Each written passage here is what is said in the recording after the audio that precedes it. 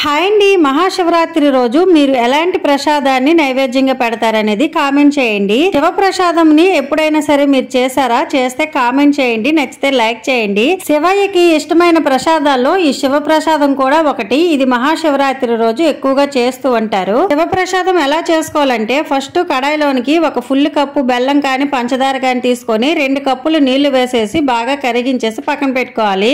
తర్వాత సేమ్ కడాయిలోనికి ఒక పావు కప్పు వరకు నెయ్యిని వేసేసుకొని మనకు నచ్చిన డ్రై ఫ్రూట్స్ వేయించుకొని పక్కకు తీసుకోవాలి. ఇక్కడ నేను వేసిన నెయ్యి తమలపాకులు వేసి మరిగించాను, అందుకే గ్రీన్ కలర్ లో ఉంది.